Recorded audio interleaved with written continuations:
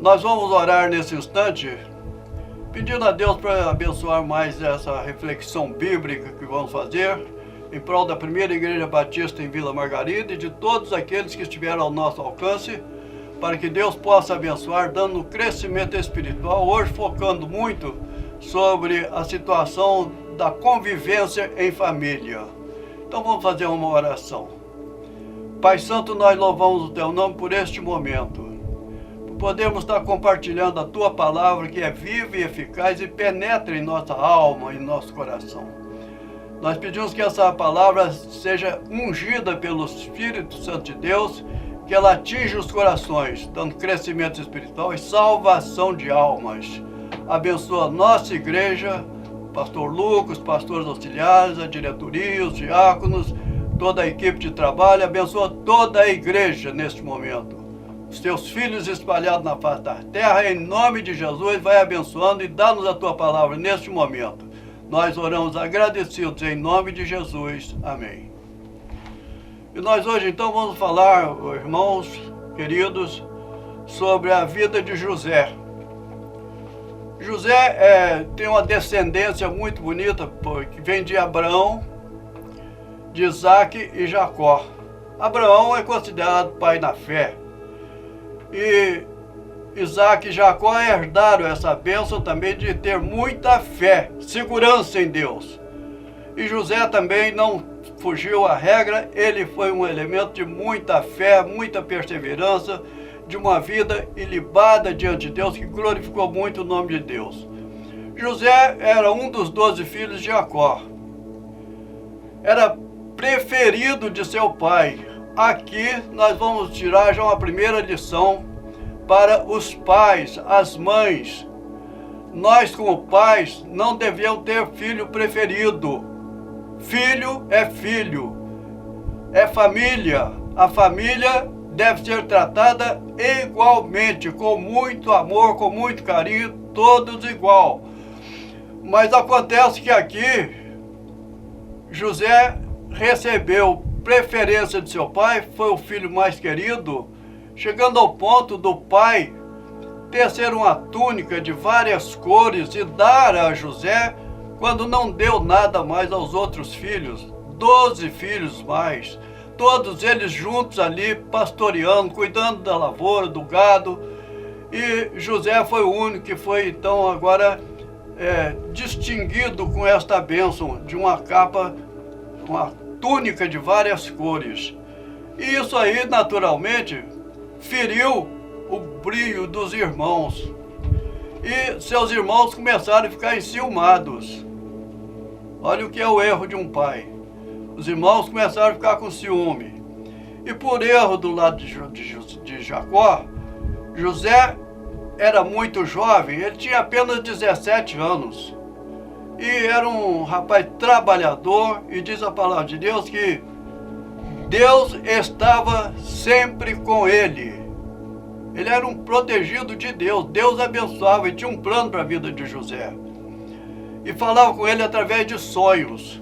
Aí, irmãos, uma coisa séria, José teve sonhos e ele, pela sua, talvez, a idade, a sua inocência, ele não guardou os sonhos com ele. Ele devia ter meditado e guardado com ele para esperar o que Deus queria fazer com ele através daquele sinal que estava dando. Mas José começou a contar para o sonho. Muitas vezes tem coisas que nós precisamos guardar entre nós e Deus. Não precisamos estar comentando muitas coisas, não. Às vezes os crentes na igreja gostam muito de comentar as coisas. E nem sempre é bom. O diálogo é bom, mas tem que saber ter um diálogo espiritual. José contava tudo para os seus irmãos. O que aconteceu? Cada vez eles foram tendo mais ciúme ainda dele. E o expediente humano das mãos do homem sempre tem que ter cuidadosamente reparado. José, então, agora, tendo o primeiro sonho que ele teve, ele viu ali, quando ele estava colhendo os molhos, o seu molho cresceu, cresceu, cresceu. Os molhos dos seus irmãos ficaram pequenos e dobraram diante do molho dele. seria alguns molhos de aquela material que ele usava para alimentar o gado, as ovelhas. Quando ele falou sobre isto, eles ficaram já pensando, quer dizer que José vai ser mais importante que nós vamos ter que nos dobrar diante dele. Aí começou então a crescer o ciúme deles e José ficando cada vez mais pressionado pelos seus irmãos. Estando eles no campo, resolveram então fazer o seguinte, então vamos eliminar José. Combinaram lá os irmãos, vamos eliminar José. Como é que nós vamos fazer? Um lá, andando pelo campo, viu um poço muito fundo, vamos jogar ele nesse poço. Ah, irmãos, que coisa terrível. Irmãos jogando um irmão mais novo no poço. E quando eles pegaram José e jogaram no poço, em seguida vem uma companhia de ismaelitas. E essa companhia de ismaelitas era comerciantes, levando mercadorias para vender no Egito. Quando José foi visto por eles no poço, eles vieram e tentaram levar José, mas os irmãos intercederam e eles então negociaram com os irmãos de José. Os irmãos de José naquele instante resolveram então, como eles queriam realmente se verem livres de José, eles resolveram vender o irmão para os ismaelitas. Por 20 moedas de prata, eles venderam o irmão. Olha só, irmãos, como é sério o negócio. O ciúme, a inveja, ela causa danos na família, na igreja. A igreja não pode ter invejosa, a igreja não pode ter nada dessas coisas que realmente provocam o mal-estar entre outros irmãos. Tem que haver harmonia, amor, zelo uns pelos outros. E venderam José para o Egito por 12 moedas de prata. E os ismaelitas levaram José agora para o Egito. E quando chega no Egito com José, quem foi receber os ismaelitas com José foi o eunuco de Faraó, Potifar. E ele chegou para José. Potifar era um homem de negócios, era um homem que administrava os bens, a fazenda, toda a casa de Faraó. Ele então comprou José e colocou José na sua casa, agora como administrador. E como mordomo da casa de Potifar, José começou a crescer, porque Deus estava com ele, Deus era com ele. Em tudo que ele fazia, prosperava. Ele adquiriu a confiança de Potifar, foi adquirindo coisas todas, mas houve um problema sério, porque José disse que, a palavra de Deus, que ele era bonito. Ele era um rapaz, aí no caso, já 17 anos quando começou, ele já devia ter lá seus 20 e poucos anos, tinha 2 anos que ele ficou ali, 2 anos ele ficou na prisão logo em seguida. Ele era um jovem bonito, atraente. A mulher do seu chefe olhou para ele, botou os olhos nele e quis atraí-lo para ela, para um relacionamento sexual. Mas José, como era temente a Deus, disse, como ela chegou a chamar José para o seu quarto. Deita-te comigo. Como vou fazer isso se eu estou sendo confiado pelo chefe?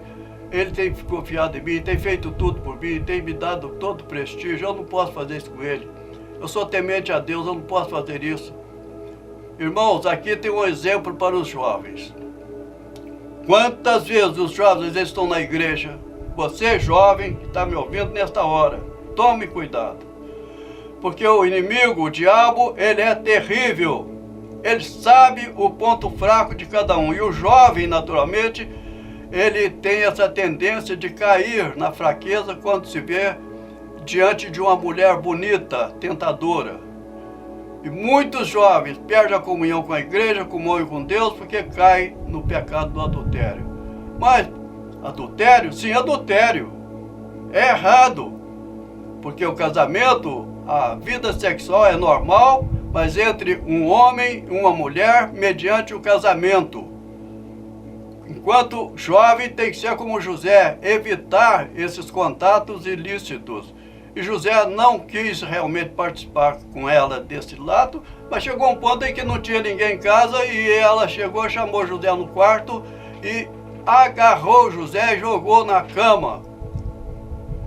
E José escapuliu para fugir, só ficou parte da roupa de José ali naquela cama, e ela então chamou o seu marido. A traição é coisa terrível, diabólica. Chamou seu marido e disse ao marido que José tinha tentado agarrá-la à força para manter sexo com ela. Na mesma hora, o que aconteceu? Aquele chefe botou ele na prisão, lá no poço. E ali ele ficou. Mas como ele foi para aquele lugar preso, mas estava sempre na presença de Deus, não negava a fé em Deus, crendo no poder de Deus, é o que nós temos que fazer. Pode vir a tentação que vier, a prova que vier, não perca a fé em Deus, mantenha sua fé em Deus. E José ali ficou firme, testemunhando, e cada vez foi ganhando a confiança de todos que ali estavam. Ali o carcereiro mor, o cozinheiro mor, todos gostaram de José e passaram a ser amigos de José, confiando em José. E José, naquela convivência com eles, o carcereiro mor teve um sonho e contou o sonho para José. José interpretou o sonho, que Deus deu a ele também esse dom de interpretação. Na vida espiritual nós temos dons e talentos que o Espírito Santo nos dá. Um de evangelizar, um de orar, um de pregar. Deus dá dons e talentos. José teve o dom de interpretação de sonhos. E quando o carcereiro mor contou para ele o sonho, ele disse que esse sonho era uma coisa terrível para o homem. O que está dizendo esse sonho é que esses 3 dias, são 3 dias em que no final desses 3 dias você terá tirado a sua cabeça. E aí passado 3 dias depois, era o dia do aniversário do rei.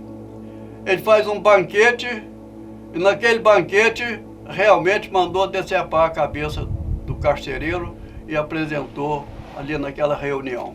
Irmãos, José teve essa capacidade, isso porque Deus queria usar ele para muito mais. Sempre Deus tem um plano melhor para a vida daqueles que são fiéis. Vamos crer na palavra de Deus, no plano de Deus. Deus tinha um plano maior. Então, em seguida, o rei também teve sonhos. Teve 3 sonhos.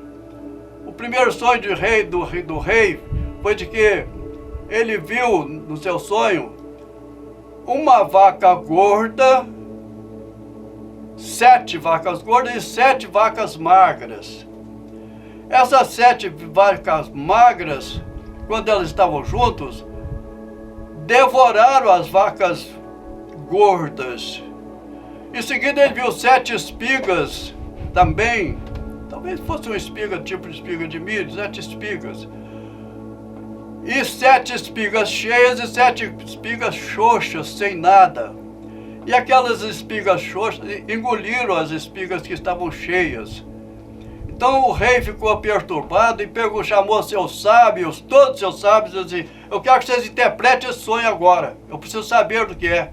Seus adivinhos, sábios, eles todos ouviram o sonho e ninguém soube interpretar nada. O cozinheiro mor, sabendo dessa situação, falou com o rei: olha, tem um hebreu que está conosco lá no poço, que ele interpretou o sonho do carcereiro mor e deu tudo certo. Aí traga esse moço, esse hebreu aqui na minha presença. Olha como Deus faz as coisas, os planos de Deus sempre são perfeitos. José chegou à presença do rei e interpretou os sonhos do rei. E o sonho era coisa muito séria mesmo. Ele disse, os sete anos de vacas gordas são 7 anos de fartura que nós vamos ter. Muita abundância na lavoura, o gado, tudo vai prosperar muito. Mas depois desses 7 anos de fartura, nós vamos ter 7 anos de miséria, de fome. Não só aqui no Egito, mas em toda a redondeza. Oi, irmãos, o que aconteceu? Naquele momento, o rei ficou impressionado com aquilo. E José falou com ele, olha, agora você faz o seguinte, vamos aproveitar esses 7 anos de tempo bom, esses 7 anos de vacas gordas, que é o tempo que vai produzir muito. Você coloca administradores, governadores nas províncias do Egito, de toda a nossa terra, para plantar, colher e armazenar, guardar, porque quando vier os anos de vacas magras, nós teremos bastante o que comer. Não vai faltar alimento. Aí o rei, a mesma hora, falou assim, há alguém que tenha tanta sabedoria como este homem, como José, esse hebreu? Não há ninguém que tenha. Aí o José disse assim, eu não sou sábio, eu faço aquilo que o Senhor Deus me orienta. Deus é comigo, Deus está comigo. Então Faraó disse assim, você a partir de agora vai governar toda a minha província, todo o meu reino. Você passa a ser o governador. Faraó pegou na mesma hora, tirou um anel dele, colocou no dedo de José, pegou um colar de ouro e colocou no pescoço de José, pegou o segundo carro, que tinha 2 carros, deu o segundo carro para José, e agora disse, José, você é o administrador a partir de agora, você vai cuidar do nosso reino. José então começou a administrar, andando aquela situação toda, vendo como estava a situação, mandou que plantassem e colhessem à vontade e guardassem, e 15% de tudo que colhia em todo o reino de Faraó era trazido e armazenado na tulha, que era muito preparada para armazenar por 7 anos o máximo que pudesse de mantimento. Passados 7 anos dessa fome, então realmente houve necessidade em vários lugares, não só ali no Egito, mas a redondeza, todos tinham fome. Então todos começaram agora a ir ao Egito comprar mantimento, comprar víveres para satisfazer as suas necessidades. Por quê? Porque Deus usou José, deu sabedoria a ele para prevenir o rei, o Faraó, e ali ter agora não só para o seu povo, para o seu reino, mas também para suprir a necessidade de muitos que estavam ao redor. Assim Deus faz com aqueles que são seus servos fiéis. Deus usa a vida dele para abençoar ele, a sua família, a sua igreja e abençoar a sociedade. Deus precisa de homens hoje que sejam realmente fiéis à sua palavra, que tenham fé, que obedeçam a palavra do Senhor e que cumpram a palavra do Senhor. Vamos ser firmes no Senhor, para que Deus possa continuar usando nossa vida como usou a vida de José ali no Egito, para abençoar não só a casa de Faraó, ao Egito, mas abençoar depois, que nós vamos ver em outro dia, até a sua própria família. A própria família de José foi ajudada. Que Deus nos abençoe e nos faça crescer na presença dele, acrescentando sempre a nossa fé para a glória do nome do Senhor. Vamos orar agradecendo a Deus. Pai Santo, nós louvamos o Teu nome pela Tua palavra, que é viva e eficaz e fala aos nossos corações. Assim como José, Senhor, que nós possamos passar pelas provações como ele passou, mas passou, ó Deus, crendo no Teu poder, nas Tuas providências. Continua abençoando a nossa igreja, abençoando o ministério da igreja, abençoando cada membro desta igreja e todos os nossos ouvintes. Que nossos irmãos em Cristo passem por essa pandemia, crendo no poder de Deus, sabendo que a solução vem do Senhor. Nós oramos agradecidos no nome santo e poderoso de Jesus. Que a graça de nosso Senhor e Salvador Jesus Cristo, o amor de Deus, o nosso Pai, e a comunhão do seu Santo Espírito, seja com todos que estão ao alcance da nossa voz, nesta hora ouvindo a palavra de Deus, com todo o Israel de Deus espalhado em toda a face da terra, agora e para sempre. Amém. Deus abençoe.